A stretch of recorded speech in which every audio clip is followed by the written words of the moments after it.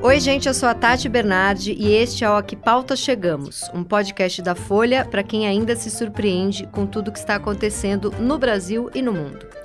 E ao meu lado estão os queridos Thiago Amparo e Fábio Zanini, que como sempre vieram muito bem vestidos, só que o Thiago sempre muito melhor, muito mais bem vestido que Fábio. Concordo. Tudo bem. Na verdade, acho que hoje não. Você acha que empatou? Empatou. E hoje nós vamos falar sobre o indiciamento do ministro das Comunicações, Juscelino Filho, pela Polícia Federal por suspeitas de irregularidades em emendas da Codevasf, em obras no Maranhão. Além disso, vamos falar também da preocupação internacional de que aconteça uma guinada extremista na União Europeia. Como explicar a vitória da ultradireita na França e o crescimento dela na Alemanha? Fábio vai explicar pra gente, Thiago também. Vamos falar ainda sobre o maravilhoso Vini Júnior e a sentença inédita na Espanha que condenou à prisão 3 torcedores racistas do Valência. Na pauta de cultura, vamos falar do documentário que acabou de estrear na Netflix. Ele se chama Doleira, a história de Nelma Kodama. A Nelma foi a primeira mulher a ser presa na Operação Lava Jato, além de ser uma figura muito peculiar. É isso, vamos começar. Bom, vamos para a primeira pauta sobre o ministro das Comunicações. Nessa quarta-feira, o ministro Juscelino Filho foi indiciado pela Polícia Federal por causa de suspeitas de irregularidades em emendas para obras no Maranhão, que é o estado dele. Ele é acusado de corrupção e organização criminosa em relação a obras de pavimentação na cidade de Vitorino Freire, que é governada pela irmã do ministro. Fábio, esse indiciamento já era esperado? Já era esperado, na verdade, há algum tempo, mas o fato de ter acontecido é um marco mesmo assim. O ministro Juscelino Filho, das Comunicações, ele virou um problema para o governo, né? Esse ministro é uma indicação do União Brasil. É um partido de centro-direita que agora faz parte, pelo menos teoricamente, do governo Lula. Típico centrão. Ele é um ministro, sempre foi um deputado federal, na verdade, de baixo clero. Nunca teve grande expressão, é uma liderança regional do Maranhão. Foi alçado ao cargo de ministro por uma composição política e começou a ter um monte de acusações, suspeitas e indícios quase que desde o começo do governo. Desde o fato dele ter viajado em avião oficial para participar de um leilão de cavalos, porque ele é colecionador de cavalos, e outras acusações, até essa mais grave, de desvios e favorecimento na liberação de emendas parlamentares, dinheiro público, portanto, para obras de pavimentação perto de propriedades dele, propriedades rurais dele, nessa cidade, no Maranhão, que é governada pela irmã dele. Ele é rico, né? Ele é rico, certamente. Cavalos. Certamente mais que eu. Ele tem cavalo, ele tem propriedade rural, enfim. Digamos que tem umas certas posses. Ele nega tudo, evidentemente, fala que as obras seguiram critérios técnicos. O caso ainda está no estágio inicial. Houve um indiciamento pela Polícia Federal. Agora isso vai ser analisado pela Procuradoria-Geral da República, porque ele tem foro privilegiado. Eventualmente pode virar uma denúncia. Sendo aceita a denúncia, ele vira réu e há um julgamento. Mas é evidente que o tempo da justiça não é o mesmo que o tempo da política. Então, embora haja ainda um longo processo e embora nesse momento não haja nada comprovado contra ele, só o fato de ser indiciado já tem o seu peso considerável. E qual que é o impacto para o governo Lula, Thiago? Então, o governo Lula não está bem em relação à articulação com o Congresso e a atuação dos ministros, né? E acho que aqui a gente pode conectar esse indiciamento do ministro da Comunicação, como o Fábio falou, né? Que vem do Centrão com as derrapadas últimas que a gente teve do governo no Congresso Nacional, né? Então, a gente teve, por exemplo, a devolução, né, pelo Congresso de parte de medida provisória, teve a derrapada com relação ao leilão do arroz, né, que foi cancelado por empresas que não tinham ali a competência técnica para tanto. Então, os embates do governo com relação ao Congresso e o Centrão mostram, na verdade, que essa relação está um pouco difícil. Então, acho que o impacto que a gente tem é mais uma fissura, né, entre o governo e o Centrão, né, do qual faz parte o ministro das Comunicações. De outro lado, também mostra, eu acho que tem tem um lado positivo, né, no sentido de que, se há algo positivo nessa história toda, de que a Polícia Federal está fazendo seu trabalho com mínima independência, né, que a gente, há pouquíssimo tempo a gente estava falando, né, sobre possíveis interferências, né, no governo Bolsonaro sobre a Polícia Federal, e acho que é importante ter a independência da Polícia Federal de investigar, mesmo quando estamos falando de um ministro que está no cargo, né? Sim, embora o ministro, uma das linhas de defesa dele é que a Polícia Federal está abusando dos seus poderes, das suas prerrogativas, estão fazendo uma devassa sobre a vida dele. Ele até usou essa palavra, né? Devassa sobre a minha vida e meus familiares, né? O fato é que depois da Lava Jato, né, sempre se desconfia de que haja algum tipo de uso político das instituições, o excesso, espetacularização, lavajatismo, como se convencionou chamar. E claro que pessoas acusadas que forem minimamente inteligentes vão usar isso para tentar emplacar essa narrativa. Eu confesso que eu não vejo nada de irregular a princípio nessa operação. Mas a direita não usa, né? Alguns da direita, depende. A direita também agora começou muito a criticar, porque agora chegou muito no Bolsonaro, por exemplo, né? Mas esse ministro, como eu falei, ele é um ministro ligado à União Brasil, um partido importante, um partido de centro-direita, um partido com uma grande bancada na Câmara e no Senado, mas é um partido que tem uma relação difícil com o governo. E para o governo Lula, como disse o Thiago, que já enfrenta problemas de articulação, o ministro Juscelino Filho é um dos maiores defensores do governo Lula dentro do União Brasil, porque a União Brasil tem de tudo. Direita, extrema-direita, tem até um candidato a presidente, que é o governador de Goiás, o Ronaldo Caiado. E dentro do União Brasil, esse ministro é da ala que defende o governo. Então é mais um problema para o governo. Defende porque tem um cargo, né? Foi a negociação lá atrás, né? Exato. Depende porque tem interesses muito materiais, digamos assim. E você acha que ele vai dançar em breve? Olha, se fosse o país sério, talvez sim. De novo, ele não teve nenhum tipo de condenação, a culpa dele não está provada, mas o indiciamento tem um peso. O indiciamento da Polícia Federal, que é um órgão do governo, quer dizer, um órgão de governo indiciando um ministro. Politicamente é muito ruim isso. Já é um ministro que tem uma fragilidade política. Ao mesmo tempo, eu acho que o Lula não deve entregá-lo nesse momento. Acho que entregar a cabeça dele nesse momento, com base num indiciamento, seria muito jogar gasolina nessa fogueira da instabilidade, como eu falei. Mas o Juscelino Filho, quando houver algum tipo de mexida maior no governo, que especula se vai ser depois da eleição, claro, vai rodar. Certamente ele vai ser um dos nomes ali colocados para ser oferecido nessa reforma ministerial. E aí a questão é como você negocia isso com o partido dele, União Brasil. Se você substitui, coloca outro do mesmo partido ou não. Então, acho que ele dança, mas não agora.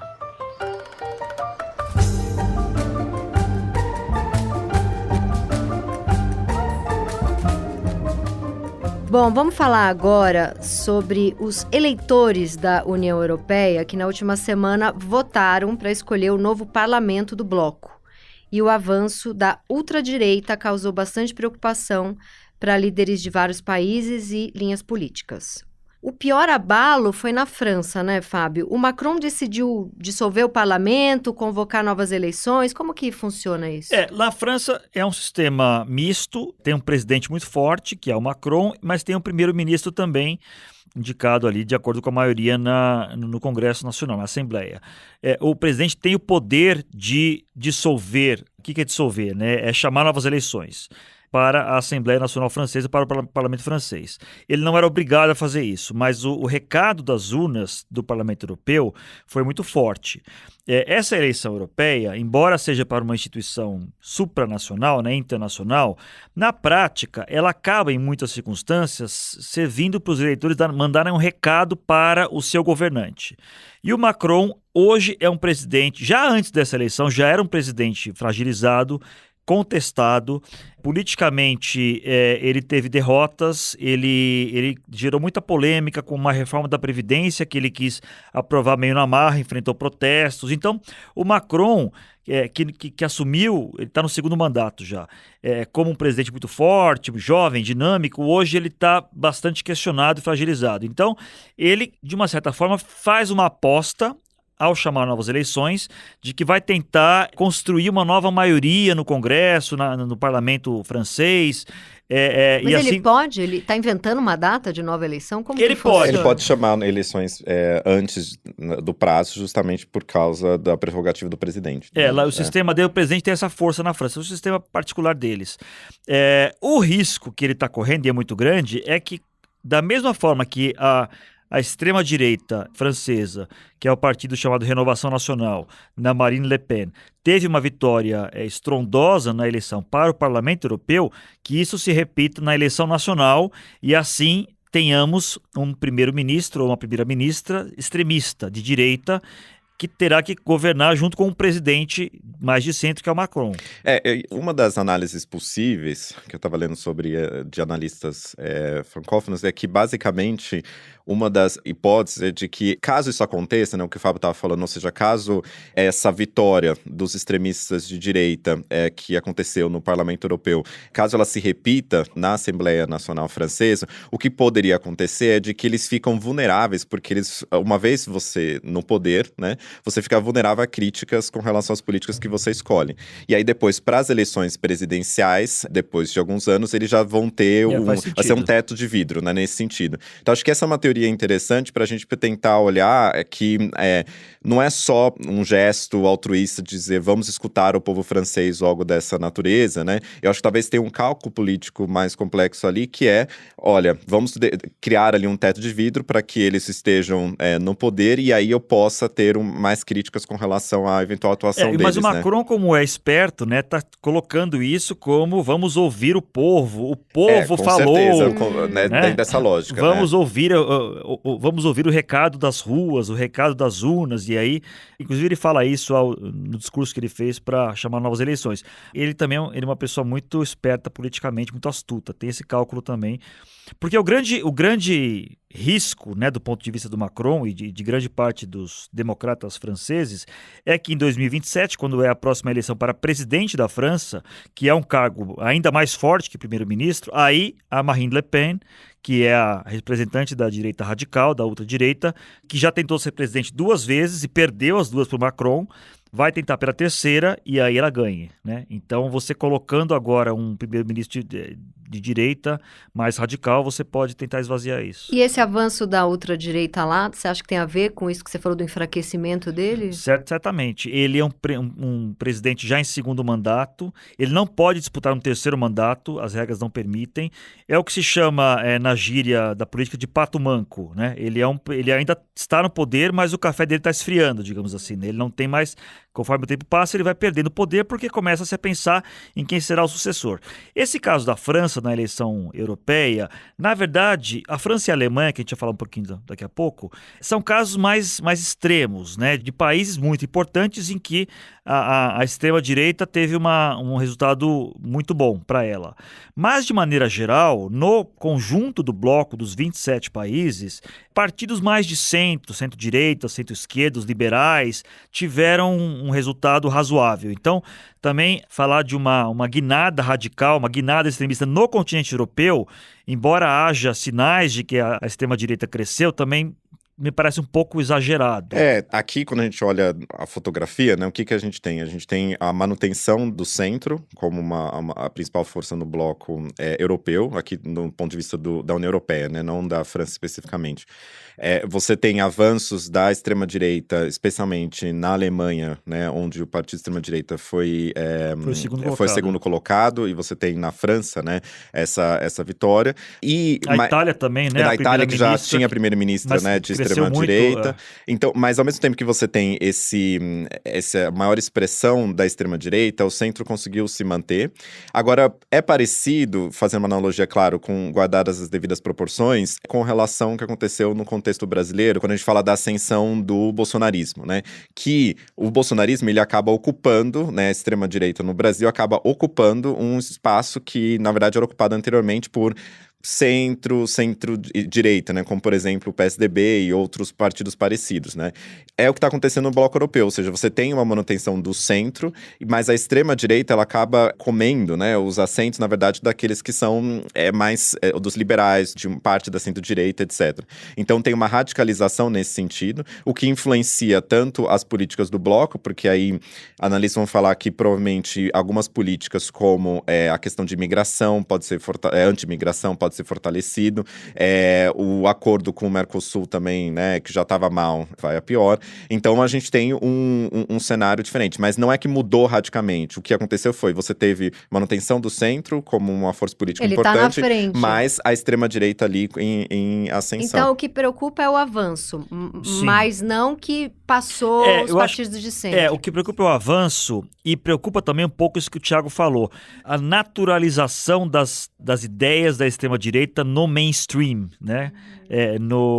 Ganhando público. Exatamente. Então, temas como imigração, xenofobia... E lá eles também são bons de redes sociais, que nem aqui? São bastante bons em redes sociais.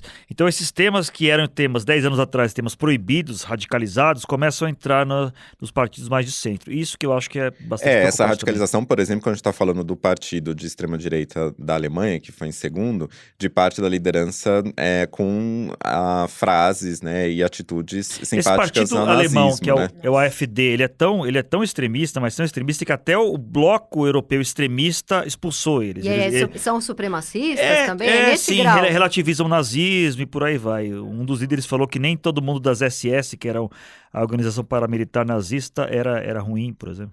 Parece o Trump quando teve aquele caso de agressão, né, dos supremacistas brancos, né, aquela passeada de supremacistas brancos nos Estados Unidos, quando ele disse, tem pessoas boas nos dois lados, né?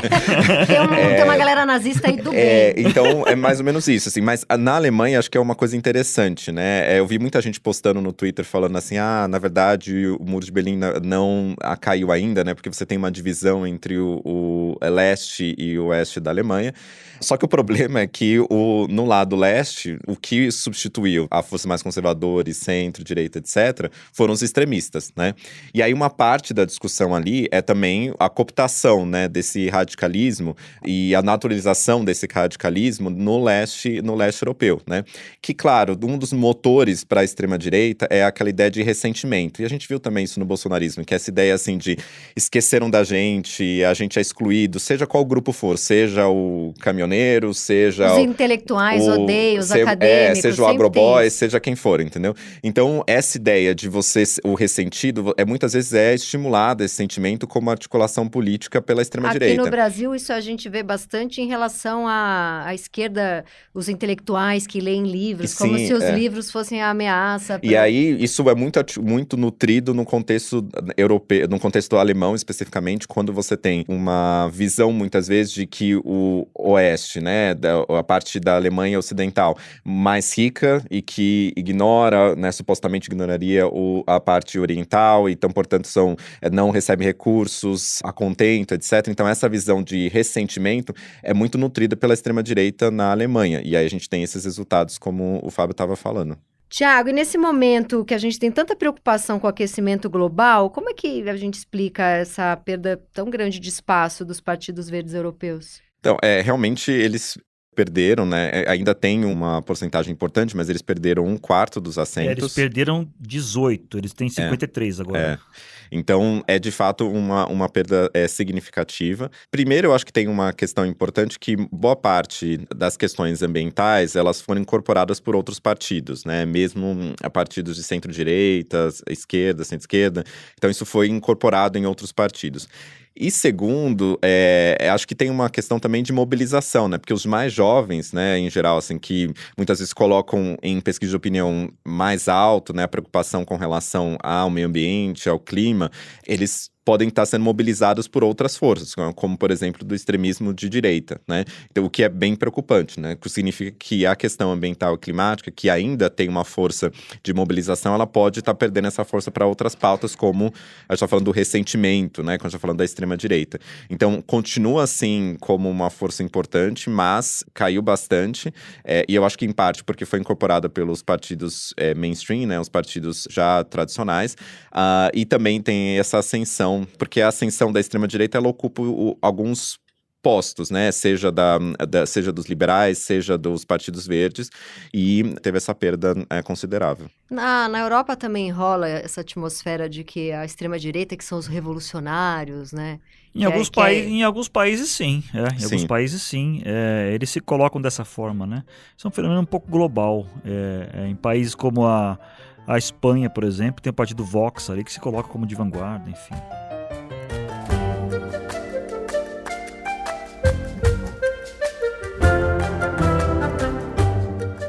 Bom, vamos falar de coisa boa, vamos falar do Vini Júnior. A gente já estava querendo trazer essa pauta há algumas semanas.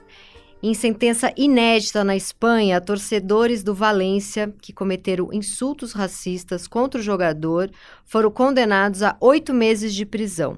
Isso aconteceu, esses insultos, né? Eles aconteceram em um jogo do Valência contra o Real Madrid no ano passado, e era possível ouvir os gritos de mono, que é macaco em espanhol. Nas redes sociais, o Vini disse o seguinte: muitos pediram para que eu ignorasse, outros tantos disseram que minha luta era em vão e que eu deveria apenas jogar futebol. Mas como sempre disse, não sou vítima de racismo, eu sou algoz de racistas. Tiago, somente 3 foram condenados, mas deve ter um monte, né? E você acha que isso pelo menos cria uma jurisprudência importante para o mundo todo? É um ponto importante, né? Primeiro é uma vitória, eu acho, no sentido de reconhecer que, de fato, ele sofreu racismo, né? Ainda mais num contexto da Espanha, que historicamente muitas vezes nega, né, a existência do racismo, e não só na Espanha, Portugal também, e tem uma resistência com relação a legislações sobre esse tema. Inclusive, na Espanha não tem uma legislação específica contra o racismo, o que eles têm um artigo no Código Penal que pune ali ataque à dignidade por motivos raciais, né? Mas não tem uma legislação específica como a gente tem no contexto brasileiro, né? E também a gente tirar desse lugar de brincadeira, de calor do momento, ali do momento do futebol, é algo que na verdade é uma agressão, um insulto racista, né? Não naturalizar isso naquele espaço do futebol que a gente sabe que muitas vezes são locais onde a gente tem ali, né, insultos racistas, homofóbicos e de diferentes naturezas, né? Também outro ponto importante é que a La Liga, né, responsável pelo campeonato espanhol, reagiu apoiando, né, essa sentença e também participou desse processo, ou seja, que também tem uma mudança de paradigma, né, da atuação. Mas agora, né? Agora, depois de muitas críticas. No ano passado, quando houve esses insultos racistas e o Vinícius Júnior denunciou tudo isso, o presidente da Liga, que é o senhor Javier Tebas, chegou aí para redes sociais para criticar o Vinícius. Dizer falar que brasileiro era provocativo. Sim, que era exagero. Ele questionou muito esse gesto do Vinícius de denunciar. E aí começou a sofrer o quê? Começou a sofrer pressão de patrocinadores, né? E aí começou a doer no bolso. Aí ele recuou e disse que não, na verdade estamos juntos, não admitimos racismo. Ele percebeu que ele estava indo pelo caminho errado. Não admitimos racismo desde que ele não tire nosso patrocínio. Exato, foi exatamente isso. Ele começou a sofrer muitas pressões aí, críticas de patrocinadores. Milionário só faz alguma coisa que presta quando mexe no bolso, né? Completamente, no caso talvez seja bilionário. E agora, enfim, é o que disse agora o Thiago. Nesse momento, eles estão apoiando, se dizendo orgulhosos do Vinícius Júnior, mas não foi sempre assim. E tem um ponto também importante nessa frase, que eu acho que é bem forte, né? Porque ele vai falar, né, como você citou, que ele não é vítima de racismo, que ele é algoz dos racistas, né? Tem muita coisa pra gente pensar a partir dessa frase. Tem a professora da USP, da ECA, a Rosane Borges, que é uma professora negra, que já escreveu várias vezes pra Folha também. Ela falou algo interessante, porque ela questionou ela entendeu o que ele quis dizer, né, falando do racismo, não ser vítima de racismo, quer dizer, não se colocar nessa posição de indefeso, né, que poderia ser associado à posição de vítima. Mas, de outro lado, eu concordo com ela quando ela fala assim, a gente não pode apagar, né, o lugar da vítima, né, ou seja, o choro do crack, o sofrimento que ele demonstrou, são provas desse processo de rebaixamento, né, que é o processo do racismo, segundo ela, e eu concordo. Mas, ao mesmo tempo, a gente entendeu o que ele quis dizer com isso, né, que ele quis sair dessa posição de indefeso e dizer, não, eu realmente vou pra cima, né, e ele tem essa postura. E acho que algo que é interessante também na frase dele é de que ele fala, não é só para mim, né? Na verdade, é para todos os pretos. Até porque se vulnerabilizar não significa ser fraco, né? Exatamente, você colocar nessa posição. Mas no contexto que ele colocou, é justamente para poder sair dessa posição, né, de defesa e mostrar que, olha, eu vou atacar e vou contra-atacar, Não, e esse né? movimento todo tem totalmente a ver com ele ter ido para cima, ter falado. Mas eu acho também, eu acho que essa sentença é histórica. Mas ainda esses casos de combate ao racismo em estádios ainda dependem de situações pontuais, de figuras como Vinícius Júnior, que eu não sei se resolvem o problema. Só vai resolver o problema quando houver uma estratégia mais ampla de combate ao racismo que envolva as federações, os times, coisas como suspender o jogo. Tinha que ter a democracia corintiana contra o racismo. Nesse caso eu concordo com os corintianos. Mas Você não é corintiano? Qual não, o seu sou time? São Paulino. Ele tem muito cara de São Tem o cara Paulo. São Paulino, pois é. Então, assim, suspender o jogo quando começar canto racista, o time perder os pontos, ser declarado derrotado. Levar mais a sério. Então, Isso vai resolver. Por enquanto não tiver isso, e essa discussão existe, mas é muito polêmica, né? Como é que você vai punir? Porque você pune todo mundo, mas se você não fizer isso, não vai acabar. Não, isso é interessante que eu tava vendo agora muito recente, tem uma lei Vini Júnior na Assembleia Legislativa do Rio Grande do Sul, que justamente aprovou um protocolo, agora no mês de junho, que fala sobre interromper partidas após casos de racismo e de homofobia no Rio Grande do Sul, né? Então acho que é interessante. A homofobia também é uma questão interessante. E aí acho que isso é interessante para a gente ver que há medidas, né, além da questão só penal, né, mas há medidas que podem estimular que institucionalmente os times de futebol, as organizações de futebol, sabe que eu não sei nada de futebol porque eu fico falando palavras genéricas. Essas organizações aí. Essa galera que joga futebol, que se mobilize, né, que eu acho que é importante. E tem também no Brasil um observatório, né, que trabalha com a questão do racismo no futebol. E eu tava vendo que tem num relatório que eles publicaram com dados de 2022, que eles mostraram que aumentou em 50% entre 2021 e 2022 os casos de racismo no contexto do futebol, né? Então não é algo, quando a gente olha no contexto brasileiro... Muito porque são mais denunciados também, exatamente, né? O que é bom, quer dizer, digamos que as pessoas estão denunciando mais, né? E se tornou tanto um tema que no começo de 2023, quando mudaram a legislação no Brasil sobre injúria racial e racismo, para considerar a injúria racial como parte do crime de racismo, foi incluído nessa legislação brasileira uma agravante, dizendo que se um crime de racismo ele for cometido dentro de um contexto de atividades esportivas, uma das possíveis penas é a proibição de frequência por 3 anos, né? Então mostra que essa mobilização, inclusive jurídica, para tentar pegar esses casos de racismo que são recorrentes. Bom, vamos para um momento palpite futebolístico. O Thiago já falou... Redonda. Mesa redonda. Correndinho. O Thiago já falou que não é um grande entendedor, então eu vou focar no Fábio aqui. O Vini Júnior se tornou o primeiro brasileiro a marcar em 2 finais da Champions... É Champions League? Champions League. No começo desse mês, quando o Real Madrid foi campeão, né, Fábio, do torneio. Você acha que hoje o Vini Júnior é o principal jogador do futebol brasileiro? Eu acho que hoje ele é. Ele ocupou um espaço que o Neymar vem ocupando aí há mais de 10 anos, há 10, 15 anos. Neymar está ocupado querendo privatizar a praia. Na verdade, o Neymar tá machucado, né? Tem isso também. Ele tá parado há meses, que ele não joga, então... Na praia. Ele tá se recuperando de uma lesão séria que ele teve.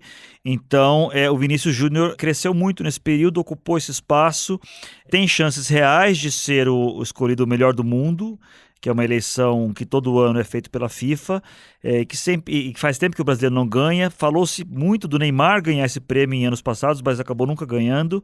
E o Vinícius Júnior tem chance real agora de ganhar. E isso, claro, pelo desempenho dele no Real Madrid. Na seleção brasileira, ele ainda está devendo um pouco. Ele ainda não jogou tudo que ele pode, tudo que ele sabe. Ele vai ter uma chance agora na Copa América e uma chance daqui a 2 anos. Mas ele ficou muito no banco, né? Aquelas também, que se mete exato, na mesa redonda. Ficou. Ficou. Né? Inclusive na Copa de 2022 no Catar, não jogou tudo que poderia ter jogado. Foi retirado de campo no último jogo, que a gente perdeu para a Croácia. Enfim, mas ele está em ascensão e eu acho que ele está ocupando esse espaço que já foi do Neymar.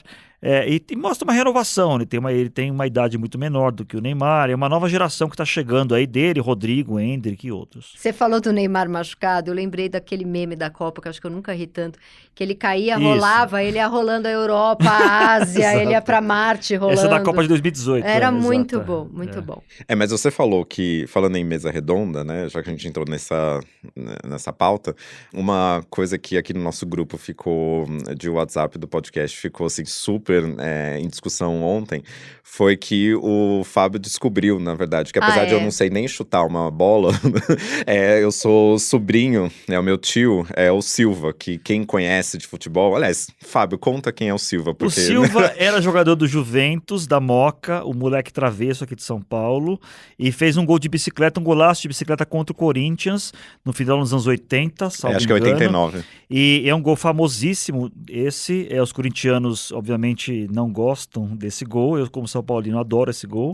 É um gol que ficou muito conhecido e eu vim a descobrir que ele é tio de Thiago. Do Thiago Amparo.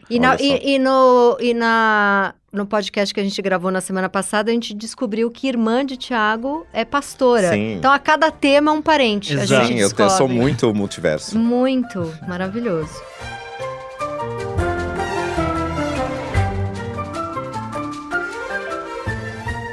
Bom, vamos aqui pro momento cultural. Sair da mesa de futebol para Isso. TV Cultura. E a gente vai falar do documentário que estreou recentemente na Netflix, dirigido pelo João Weiner, que é colaborador aqui da Folha, sobre a doleira Nelma Kodama, que é uma das primeiras pessoas presas na Operação Lava Jato. Foi a primeira mulher, né? Primeira mulher. Primeira mulher. Ela é presa porque ela tá tentando sair do país com dinheiro na calcinha. 200 mil euros na calcinha. Eu não sei como é que ela conseguiu botar tanto dinheiro. Mas, era enfim, GG essa calcinha. Ela foi presa ali em 2014. De senhora. Assim. Que é o começo da Lava Jato. Ela também ficou conhecida, além dos 200 mil euros na calcinha, ela ficou conhecida por fotos nas redes sociais, que ela usava roupas chiques, ornando com a tornozeleira eletrônica. E também porque ela se apaixonou pelo doleiro Alberto Youssef, que ela dizia ter lindos olhos, né? Que quando ele chegou, assim, para conversar com ela numa reunião ou num almoço, ela olhou, ela falou, ferrou, apaixonou na hora por esse grande partidão aí. No doc, ela conta como largou a carreira de dentista e foi se apaixonando perdidamente por dinheiro, poder, joias e móveis italianos. Ela realmente é uma personagem muito peculiar. Ela glamoriza a rotina dela e acho que a mim não conquistou muito, mas ela vai causando uma certa simpatia, quem assiste a entrevista dela no documentário.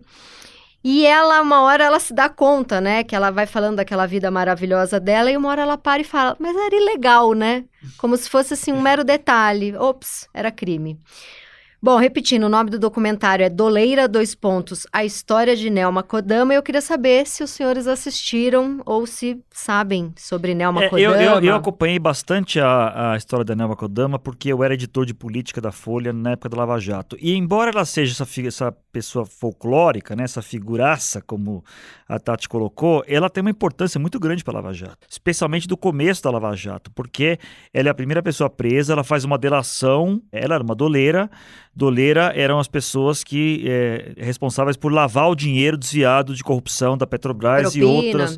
Exato, mandar para fora, disfarçar isso como citações legais.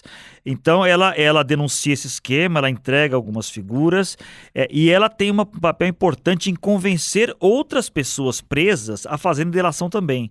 Ela um pouco acaba sendo uma espécie de quase que uma auxiliar, uma ajudante da Polícia Federal. Ela começa uma pessoa que ela convence a fazer delação, por exemplo, é uma pessoa que ficou conhecida, uma funcionária da Odebrecht, que era a pessoa que sabia de todo o esquema de transferência de propinas, de codinomes. Não sei se vocês vão lembrar que na época do Lava Jato cada um tinha um apelido. A lista de codinomes era maravilhosa. Era o chamado setor de operações estruturadas, que era o departamento de propina da Odebrecht. Era uma secretária, uma funcionária de médio escalão, chamada Maria Lúcia, uma senhora que ficou conhecida como Dama das Planilhas, na época, porque ela conhecia as planilhas todas, os sobrenomes. Qual seria seu sobrenome, Fábio? Ou São Paulino? Esse seria o melhor, né? Mas não, melhor. E a Nelma convence a dama das planilhas a fazer a delação. E ela entrega todo o esquema da Odebrecht. Então, a Nelma Kodama tem uma importância muito grande no desdobramento da Lava Jato e também pela relação dela com o Alberto Youssef, que é outro doleiro bastante importante na Lava Jato também, né? Eu lembro daquele... ainda não vi o documentário, aquele momento confissão, mas eu lembro daquela frase famosa no Twitter, né? Era alguma coisa assim, eu tô cansado, né, de histórias de LGBTs, mulheres, negros, só sofrendo. Na verdade, eu gosto de... Eu quero uma doleira eu quero uma doleira, golpistas. E que me lembra, por exemplo, do livro, eu tava procurando um livro do Chico Felitti, né? Rainhas da Noite, as travestis que tinham São Paulo a seus pés, ou que sobre travestis comandaram o centro de São Paulo, ou a série também da Griselda, né? Sobre a traficante colombiana que eu vi e amei, que tava no Netflix, que é justamente sobre contar esses outros personagens que, na verdade, também fazem parte da história do crime, né, nesse caso. Mas a Lava Jato tinha muita coisa que a gente lembra, assim, nesse dado mais folclórico, curioso, né? A própria Nelma Kodama tem uma cena famosa dela, que ela vai depor numa CPI da Petrobras, e perguntam pra ela como é que era a relação dela com o Alberto Youssef, esse doleiro, e ela começa a cantar Amada Amante, do Roberto Carlos. A senhora foi amante do Alberto Youssef? Depende do que o senhor entende o ponto de vista de amante. Tem até uma música do Roberto Carlos, né? Amada amante, amada amante, não é verdade? Então, que coisa mais bonita do que ser amante, né? Você ter... O senador fica bravo, fala, isso aqui não é teatro, ela começa a cantar. Tinha o japonês da Federal, lembra do japonês da Federal? Nossa, muito. Eu lembro daquele viking, aquele que era também super bonitão. Era o lenhador da Federal. Tinha aquele monte de meme, e o japonês da Federal tá chegando aí. O japonês da Federal. Saudades. Eram esses personagens daquele momento da Lava Jato, aquelas coisas meio bizarras. O Brasil é uma grande comédia, né?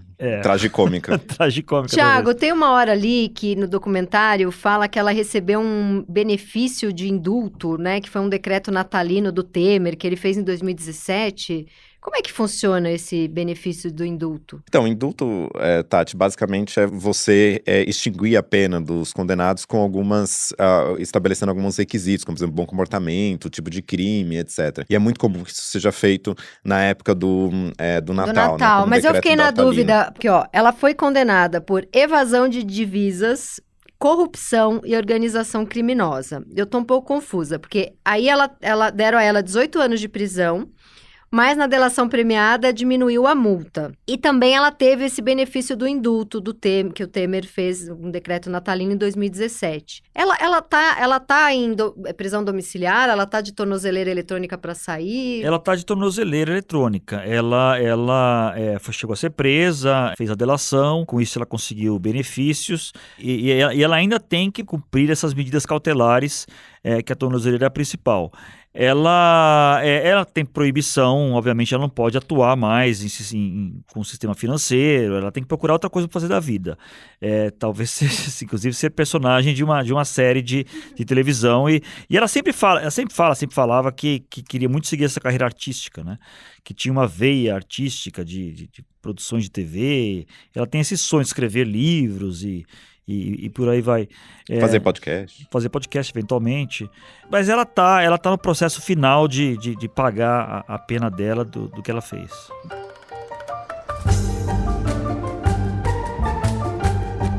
Bom, gente, vamos ficando por aqui. Esse foi o A Que Pauta Chegamos, um podcast da Folha que é sua dose semanal de desespero com pitadas de alívio cômico. Se você gostou, não deixa de indicar para seus amigos, familiares e, sobretudo, os fãs do Vini Júnior e também o Tonhão do Caminhão, que é um grande fã aqui dos podcasts da Folha. Esse episódio tem roteiro meu, apesar de que todo mundo mexe, deixa sempre muito melhor, e edição de som de Rafael Conkle. Eu não vou falar de som dessa vez. Eu agradeço você ter ficado com a gente até o final e até semana que vem. Beijos, pessoal. Beijos, tchau.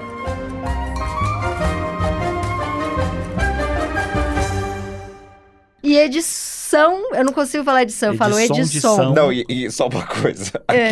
Aqui no roteiro tá escrito dose semanal de desespero com pitada de alívio comigo. Pode ser comigo. Não alívio cômico. Que vocês já arrumaram 1000 vezes. Comigo.